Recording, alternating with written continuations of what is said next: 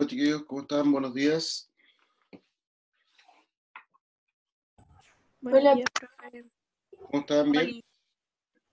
Bien, ¿y usted? Bien, bien, bien. Y un poco remecido con el sismo. ¿Tembló? Sí, ¿Cuándo ¿Acá? tembló, profe? recién. ¿En Chile? A mí ¿Cuándo? En Chile. ¿Quién me moviste el piso y no te diste cuenta? ¿Ya es broma o es verdad? No, en serio. No, pero no fue tan fuerte. No fue tan fuerte. Wow. ¿Cómo ¿Y están? de ¿Bien? cuánto fue? No sé si fue recién, po. ¿Cómo vas a saber? Ah, Fue recién, recién. Así que eso. Hola, ¿cómo están ustedes? ¿Bien? bien. Sí. Ya. Bien. Chiquillos, antes de empezar la clase, vamos a comentar algunas cosas. La próxima semana, la próxima semana se va a subir la evaluación de la unidad 1, ¿ya? Y por ahí en algunos cursos tenía algunas confusiones sobre sobre cuáles los contenidos de esta evaluación. La evaluación 1 es la que se va a evaluar la próxima semana. ¿Cómo lo voy a hacer yo? ¿Cómo lo voy a hacer yo? No, no va a ser, probablemente mi forma de evaluar no sea igual que la de la otra asignatura, ¿ya? Yo voy a subir un link a Classroom y ustedes van a hacer la prueba online, ¿ya? Eh, de ese link ustedes pueden hacer la prueba con el celular, pueden hacer la prueba con el computador o con el tablet, ¿ya? Con cualquier medio electrónico pueden hacer la prueba. Y ustedes la van a hacer, van a ir marcando y luego me llegan los resultados a mí de manera automática, ¿ya? Eh, para esta evaluación yo la voy a subir el día 30, ustedes van a tener hasta el día 6 para hacerla. Ese link yo lo voy a desactivar el día 6 a las 12 de la noche. ¿Sí? ¿Se entiende? Entiende. ¿Ya? O Entonces, sea, la prueba no es con tiempo. O sea, yo pensaba que era como con un link y con un tiempo, no sé, así como en el colegio, no sé, no sé, no, así no, como... no, no, no quiero hacerlo así, no quiero hacerlo así. Cosa de que usted se pueda tomar su tiempo, sentarse. ¿Por qué? Porque mm, hay gente a lo mejor que puede contar con el tiempo para poder hacer una evaluación y otras personas no. Pero sí se tiene que hacer de una vez. No así, como, la voy a hacer hasta la mitad y después sigo, no. Sí, de una vez. ¿Ya? Eh, Ya. Eso, pero como les digo, la evaluación es muy simple en el formato. Las características, bueno, es de acuerdo al temario que subí el otro día a Classroom, que es la unidad 1, partiendo por características del periodo entre guerras, principalmente de los totalitarismos, y Segunda Guerra Mundial, ¿ya? Obviamente la base de todo lo que voy a evaluar es lo que hemos visto en clases y lo que está en las guías y en los videos que se han subido, en las guías que están en el Drive, que está en YouTube, las guías que se entregaron en físico, de manera física e impresa, y los videos que están en el canal de YouTube del colegio, ¿ya? Ahí está todo el material y eso es, ¿ya? Eh, ¿Qué es lo que me interesa a mí? Lo que me interesa a mí es que ustedes se preparen para la evaluación y la hagan bien, ¿ya? ¿Por qué? Porque resulta que, por ejemplo, si la Michelle va a hacer la evaluación, o sea, no la hace, yo no sé si la Michelle no hizo la evaluación porque no quiso, porque no encontró el link, porque no sabía nada, no lo sé, ¿ya? Entonces, esa información yo la necesito con el tema de la evaluación, ¿ya? Por lo tanto, necesito que la hagan, ¿ya? Necesito que la hagan y la hagan a conciencia. No está para nada difícil la evaluación, ¿ya?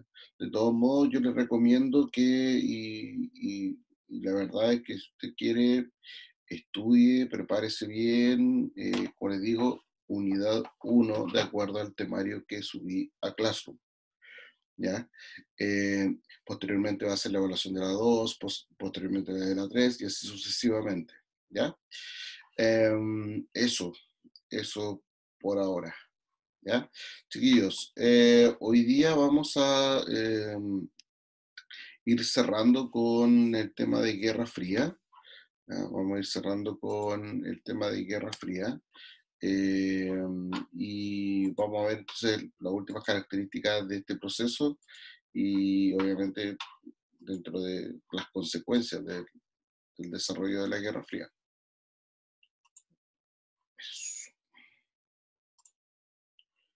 Ya. Clase 4 de Guerra Fría, la última etapa que se desarrolla entre 1985 y 1991. Ahí aquí en la presentación aparece una imagen que es simbólica del fin de la Guerra Fría, que es la caída del muro la caída del muro de Berlín. ¿Ya? Este muro que se construye en 1961 y que se convierte en el símbolo de la división de no solamente de Alemania, sino también la división del mundo entre un bloque oriental y un bloque occidental. En el año 1989 va a ser derrumbada para marcar la unificación de Alemania y la vuelta de Alemania a convertirse en un país unificado. ¿Ya? Pero ahí vamos a ver de qué se trata esto. Todo esto, la idea es trabajarlo en torno a una pregunta y es ¿por qué se debilitó el bloque soviético? Si una guerra fría, este conflicto ideológico que se desarrolló entre casi durante 40 y tantos años, eh, se debe a varios factores, a varios elementos, tanto internos como externos. ¿Ya? La Unión de Repúblicas Socialistas Soviéticas arrastraba una severa crisis política y económica, principalmente desde el punto de vista económico, tenía que ver con los enormes gastos militares que habían tenido que ver con el desarrollo de armas, preparándose para una posible guerra con Estados Unidos, tenían que ver con los costos que había significado la carrera espacial, por ejemplo, para la Unión Soviética, y todo esto llevó a que se perjudicara las características internas del bloque soviético a nivel económico.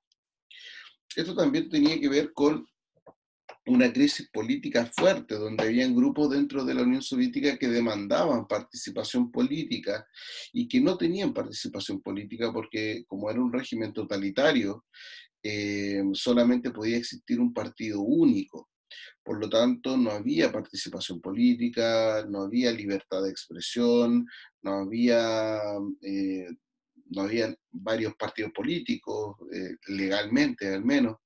Por lo tanto, hubo un deterioro en la calidad de vida de la población, hubo muchas crisis internas y obviamente todo este tema interno de la Unión Soviética fue que hizo que se fuera debilitando la influencia de la Unión Soviética en los otros países, principalmente de Europa del Este, pero también en los otros países a nivel mundial.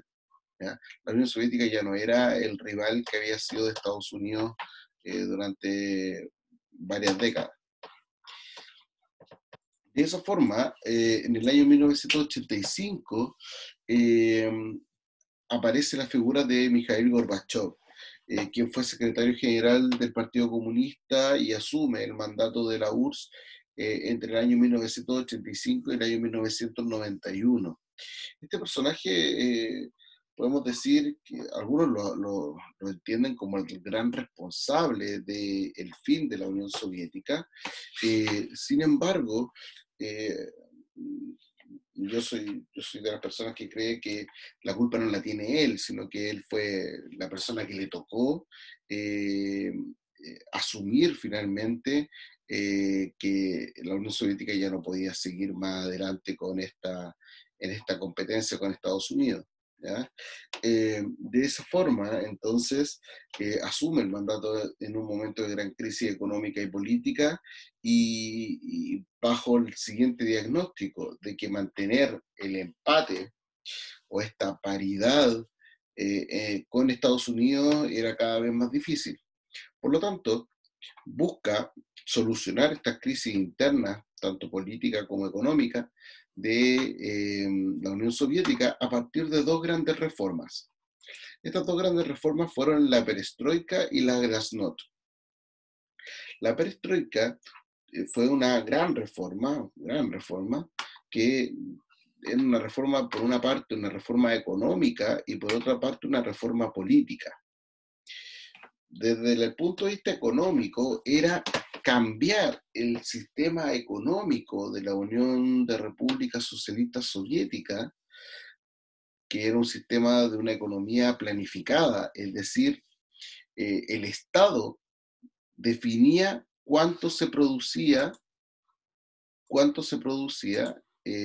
para, entonces se llamaban los planes quinquenales. El Estado definía cuánto se producía en los próximos 5 años, ¿ya? Eh, por lo tanto, fijaba los precios y fijaba la producción. Todo esto busca con la perestroika ser reemplazado por una economía de mercado, donde los precios, donde la producción la definen los empresarios en relación a la demanda de la población y dependiendo de la demanda y de la oferta, finalmente se fija el precio en el mercado. Eso es una economía, básicamente una economía de mercado, ¿ya? Por ejemplo, yo siempre uso este maldito ejemplo y creo que es bastante bueno, por eso lo sigo usando. Eh, ¿alguien, ¿Alguien ha ido al supermercado alguna vez? ¿Alguien ha ido? Sí, ¿Sí? O sea, es que hoy día es como que muy poca gente va al supermercado, entonces Ah, pregunto. Hoy día pero en con la la vida sí. cuarentena. Sí, en la vida sí, ya, ok. ¿Conocen el pasillo de los champú? Sí, donde estaban las sí. cosas, sí. Mira, a mí, de las cosas que me llaman la atención en el supermercado es el pasillo de los champús. ¿Por qué? Porque uno entra al pasillo de los champús y uno encuentra champú para todo, de todos los sabores, olores, texturas, colores, pelo teñido, pelo crespo, pelo para que no se te caiga el pelo, para fortalecimiento de no sé qué, con placenta, con no sé qué, con olor a limón, de todo, hay de todo. Anticaspa, no Miel de guagua. anticaspa, champú de guagua, neutro, de todo, de todo, todo, todo. Para con pelo con canas, hay champú para todo. Eso es una economía de mercado. Yo voy, yo voy y de acuerdo al dinero que yo tengo y de acuerdo a las necesidades que yo tengo, yo compro lo que yo quiera. Yo elijo. La economía de mercado se basa también en la Tengo hartas elección, opciones. en la libertad de Mm. elegir, sí. Entonces yo compro el champú que yo quiera. O sea, yo no puedo hoy día yo no voy al supermercado y llego con el champú que encontré, si esto es, hay cientos de champú.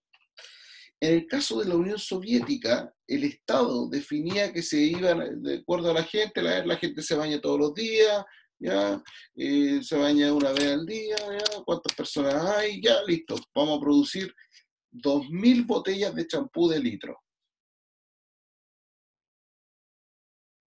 Con olor, no, si el champú es para lavarse el pelo. Entonces, probablemente en una economía planificada, tú vas a encontrar un pasillo con champú, pero solo un champú, que sirve para qué? Para lavar el pelo. Porque ¿quién lo dice? El Estado lo dice. Por lo tanto, es el Estado el que planifica la economía, cuánto producir, pero también el precio.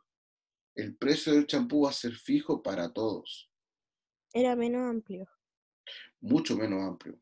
mucho menos amplia. Entonces también, parte de esa capacidad de elección es que es lo que a uno le gusta también del capitalismo y del sistema de la economía de mercado, el poder elegir.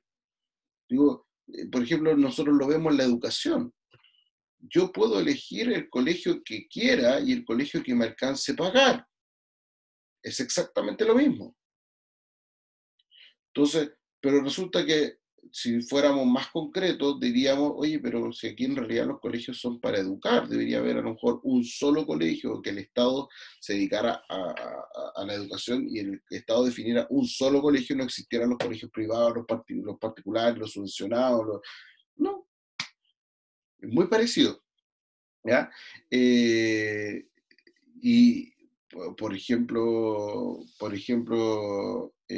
como les decía en este caso del champú, eh, lo que a uno le gusta del modelo capitalista es que uno puede elegir. Eso es lo que a uno le llama la atención. Por eso es que mucha gente se iba de la República Democrática Alemana, se iba a la República Federal Alemana, porque allá veían un supermercado y se dan cuenta que podían elegir los productos y no estaba restringido a lo que uno puede comprar, porque igual hay una cuestión limitante ahí. Eh, a uno igual hoy día está acostumbrado a esa elección, entonces que te digan de un día para otro, no, tú solamente puedes comprar esto, es como, oye, pero uno no está acostumbrado a ese sistema. Bueno, la idea de Rusia era pasar de un solo champú a cientos de champú dependiendo de lo que la gente quisiera. ¿Ya? Pasar de una economía planificada a una economía de mercado. Eso es desde el punto de vista económico. Desde el punto de vista político, era instaurar una democracia. Por ejemplo, partiendo con el reconocimiento de distintos partidos políticos, la elección de un parlamento al interior de la URSS y el reconocimiento y la garantización de distintos derechos ciudadanos.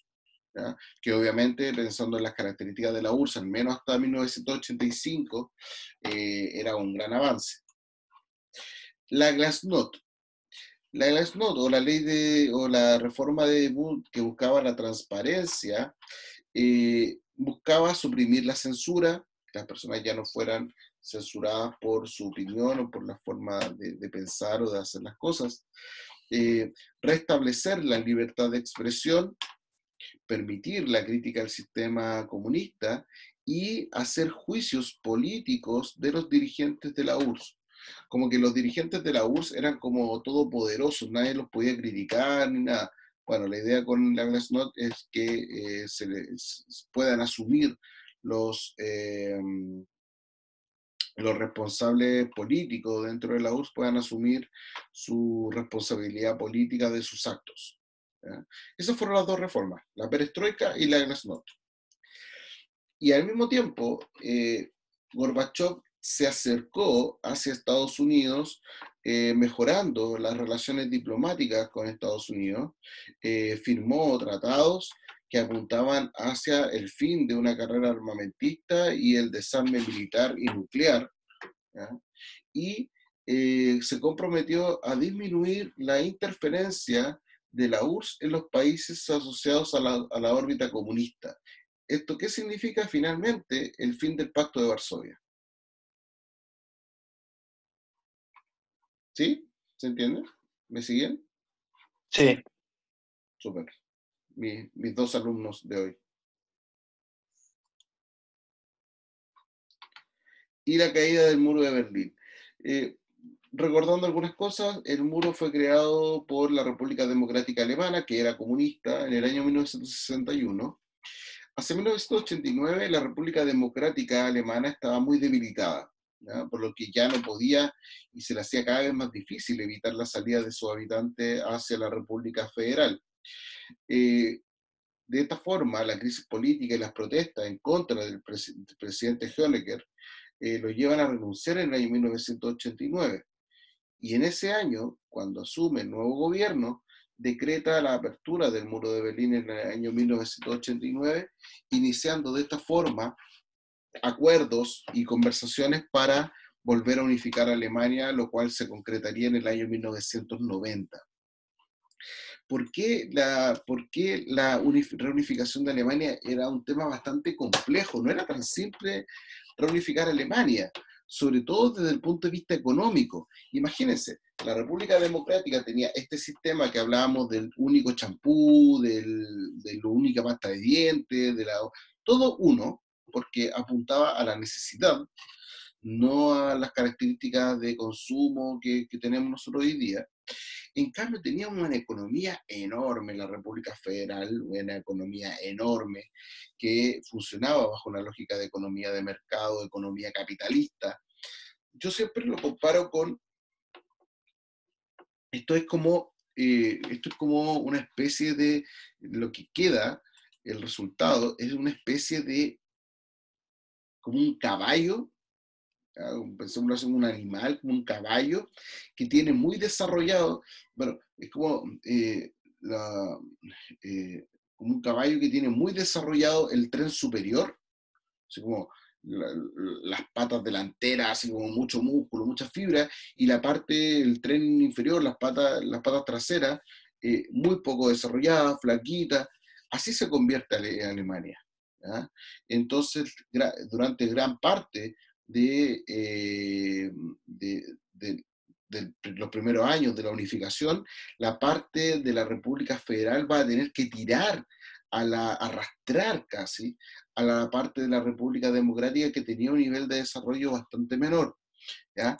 Ojo, no, aquí yo no estoy poniendo en crítica al modelo socialista o al modelo comunista, son distintos. ¿Ya? Como les digo, no es que en Alemania, en un régimen comunista, no haya habido champú. Hay champú, pero para lavar el pelo, no para dejarle olor al pelo a lo mejor. ¿Ya? Eh, y por lo general en los regímenes comunistas tenemos otro ejemplo, el caso de Cuba, por ejemplo. Claro, en Cuba a lo mejor tengo pésimo internet, a lo mejor en Cuba no tengo gran tecnología de teléfonos celulares, no hay autos de lujo, pero Cuba tiene el mejor sistema de salud del mundo. Cuba tiene uno de los mejores sistemas de educación del mundo. Por lo tanto, de alguna u otra forma tienen énfasis y se compensan de otras maneras los sistemas socialistas y los sistemas comunistas. En cambio, el sistema capitalista tiene otros aspectos positivos para uno hoy día, donde uno dice, oye, pero yo puedo elegir. En el sistema comunista, en el sistema socialista, de la economía socialista, yo no puedo elegir. Acá yo puedo elegir. Y eso, hoy día, la libertad de elección, hoy día para nosotros, las personas que vivimos en el mundo, es súper importante igual. ¿No? Y obviamente ya también estamos acostumbrados a otro sistema de vida. ¿Ah? Hoy día, no sé, a mí me cuesta no estar con mi teléfono informado y comunicado de lo que pasa en el mundo, en mi familia, en mi entorno. Y eso es parte del modelo y del sistema en que vivimos. Michelle. Es que, no, o sea, como que me perdí un poquito después de lo de la URSS con Alemania, o sea, el muro de Berlín, ¿cuánto, o sea, cómo era? Porque era grande, o sea, El muro de ¿cuánto Berlín, separaba? ¿cómo? ¿Era Alemania nomás? O sea, No, ¿separaba el Berlín? muro, el muro de Berlín separaba a Berlín. Ah, El muro de Berlín separaba la capital de Alemania, Berlín. ¿Ya? Pero era simbólico. Entonces, al final, el muro de Berlín simbolizaba la división de Europa y del mundo. Entonces, por eso que dije. lo que quedaba hacia Oriente o hacia el este era el mundo socialista, el mundo comunista, y lo que quedaba hacia el oeste o el occidente era el mundo capitalista. Eh, Donde acá habían luces y es irónico como uno observa, por ejemplo, uno ve películas, y increíble cómo se ve la idea de que el mundo soviético era todo gris y feo, y en cambio el mundo como el capitalista era todo luminoso y todo. Es bien interesante, las películas de este periodo son bien interesantes. Pero en sí, como el muro físico solamente estaba en Berlín. En Berlín, sí, Ah, ya. Ya, es que eso me confundía porque... sí. No, el muro de Berlín por algo se llama así. Ya, No, el muro de Berlín ya sé. está solamente en la ciudad de Berlín y que marcaba esta división entre la República Democrática y la República Federal. ¿Ya? ¿Sí? Ahí Ya. sí, Michelle. ¿Sí? Sí, sí, gracias. Ya, súper. Eh, Como les decía, bueno, recomendación, hay aquí hay varias películas, pero una película que en especial que a mí me gustó mucho para ver esta diferencia entre Estados Unidos o el mundo capitalista y el mundo socialista, una película que se llama Juego de Espías. No sé si está en Netflix o alguna de esas plataformas, pero ahí se muestra y se ve bastante esta idea de lo gris y lo oscuro de la URSS versus lo luminoso del capitalismo. Es bien llamativa esa contradicción. ¿Ya? El juego de espías se llama la película. Desintegración de la URSS. Luego de la caída del muro de Berlín comienza la desintegración del bloque comunista. Y sobre todo porque se llevan a cabo procesos democratizadores en países como Polonia, Hungría, Checoslovaquia, eh, que habían sido países que participaban del bloque soviético. Y a pesar de eso, y a pesar de las reformas que hizo Gorbachev, las reformas no dieron resultado, porque y los rusos llegaron a esa conclusión, de que a pesar de que se hicieran un montón de reformas y de cambios, seguía siendo la URSS, y en la URSS no iba a poder ser un país con democracia o un país con economía de mercado. Por lo tanto, había que cambiar la URSS y desintegrar la URSS y crear un país nuevo. Y sobre todo mucho tuvo que ver con que hubo varios países que declararon su independencia de la URSS, y como la URSS tenía tan la embarrada dentro de su territorio, no era capaz de mantener unida a todos estos países que conformaban la URSS. Finalmente, en el año 1991 se desintegra la URSS y Boris Yeltsin, que es este señor que está acá, asume la presidencia de la Federación Rusa, que es este país con esta banderita blanca, azul y roja, que es el país que existe hoy día con Vladimir Putin como presidente de la Federación Rusa. Consecuencias de la caída del bloque. Aquí hay dos imágenes que para mí son el símbolo del fin de la Guerra Fría. Coca-Cola en ruso. Eso es, o sea, el triunfo, la verdadera llegada del capitalismo a la URSS es cuando estás vendiendo Coca-Cola con letras rusas. Y McDonald's en ruso, ya eso es el verdadero triunfo del capitalismo, es cuando llega un McDonald's a, a Moscú. Y ahí se termina el comunismo y se termina el socialismo en la URSS. ¿Ya? Consecuencia de la caída del bloque socialista, bueno, si la Guerra Fría consistía en esta rivalidad entre dos partes, ya no hay una, obviamente se pone fin a la Guerra Fría. Estados Unidos se conforma en la gran potencia hegemónica. Hegemonía quiere decir que tiene el control, se convierte en la potencia hegemónica a nivel mundial. No hay nadie hoy día que le pueda hacer el peso a Estados Unidos, salvo que apareció últimamente, bueno, los últimos 10, 15 años, que ha sido China, y se termina el mundo bipolar por una constitución de un mundo unipolar, es decir, bipolar decía que el mundo se dividía en dos partes. Hoy día el mundo es un solo bloque dominado por Estados Unidos principalmente. Se establece la consolidación de los sistemas democráticos occidentales. Hoy día, como existe un paradigma, una idea de que el modelo político perfecto o el modelo político que todos los países deberían tener es es el modelo democrático. Y por eso es que la gran parte de los países del mundo tiene democracia entre sus formas de gobierno. Y obviamente hay un triunfo de la economía de mercado capitalista por sobre la economía de tipo socialista. Y el gran triunfo de la economía capitalista y la economía de mercado es estos símbolos que aparecen en las imágenes, donde podemos encontrar Coca-Cola y podemos encontrar McDonald's en lo que había sido la Unión Soviética y que ahora forman parte de la Federación Rusa. ¿Ya? ¿Cómo quedó finalmente el mundo, o Europa en realidad? ¿Cómo quedó Europa una vez que terminó la Guerra Fría? Bueno, voy a ocupar el marcador acá. Lo voy a marcarlo con... Bien, esta línea que está acá, esta línea que está acá, esta línea que está acá, con rosado, ¿ya? Vamos a marcarlo bien por acá, Estonia, Letonia, Lituania.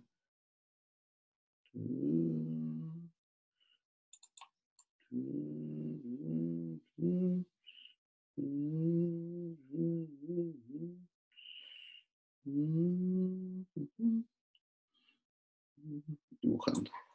Toda esta línea, toda esta zona que está acá, correspondía a la URSS.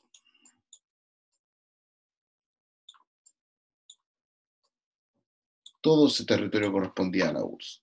¿Ya? Checoslovaquia había sido todo este territorio que está acá, que hoy día es República Checa y República de Eslovaquia, se dividió. ¿Ya? Yugoslavia también se dividió. ¿Ya? Ahí, en la década del 90, Yugoslavia había países, Bosnia se dividió en un país, Herzegovina en otro, Montenegro en un país, Serbia en otro, Croacia aparece por ahí, Eslovenia, Bulgaria. Siempre ha sido un problema esa organización territorial en la ex Yugoslavia. ¿Ya?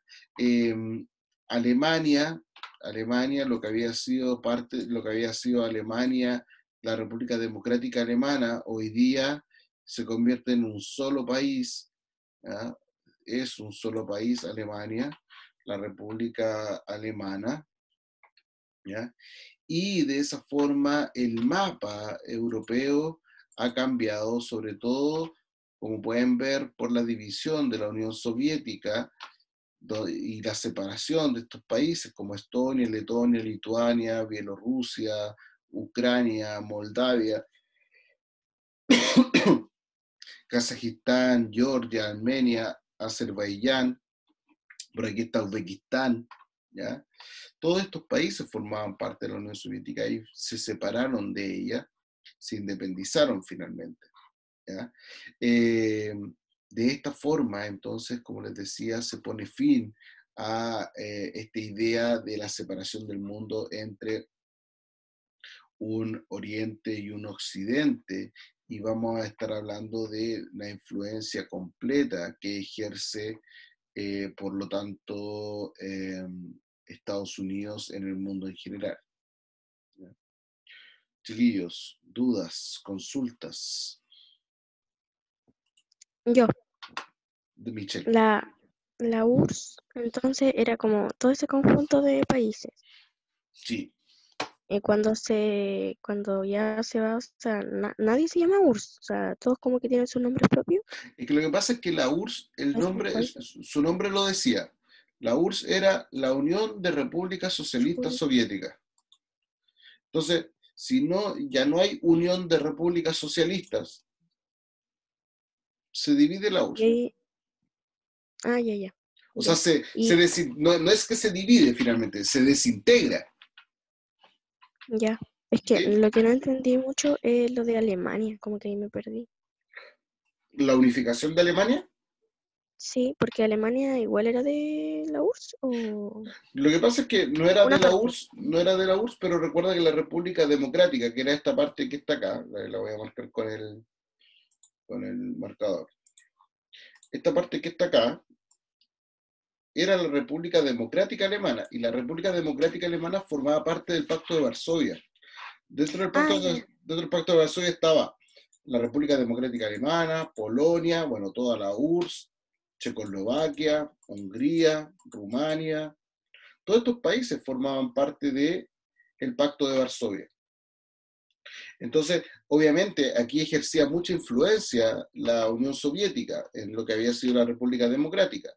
Cuando va perdiendo influencia, va perdiendo poder la URSS, ahí se aprovechan aquellos que querían la unificación de Alemania y la consiguen finalmente. Sí, ¿Sí? Ahí sí. gracias, profe. Sí, ahí Entonces, entendí. por eso como decía, la URSS es la Unión de Repúblicas Socialistas Soviéticas. No, la URSS, Rusia sola, no puede ser la URSS porque no es Unión de Repúblicas Socialistas Soviéticas. Por lo tanto, ahí eso significa que cuando la URSS queda sola, tiene que llamarse de otro nombre, ser otro país, porque ya no hay URSS. ¿Y la OTAN sigue? La OTAN sí, hasta el día de hoy, sí. Ah, no, ¿en serio? Sí, no. Bueno, cuando Estados Unidos hace esta invasión a distintos países, generalmente son apoyados por la OTAN, siempre. En Afganistán, Irak, siempre está la OTAN apoyando a Estados Unidos, siempre. ¿Y ni un país más es socialista? O sea, ¿dejan de ser comunistas socialistas? No, hoy día sí, hay harto, hay varios. Ah, Vietnam, Corea del Norte, Cuba, hay varios. pero en Pero, ese momento, o sea, los que eran socialistas, la mayoría, Rusia y... no, y para jamás. Los mismos rusos odian el comunismo y Ah, odian el socialismo, no quieren nunca más. aquí yo tenía otra duda, pero es como, o sea, no tiene tanto que ver, pero igual un poco. Ve que usted dijo que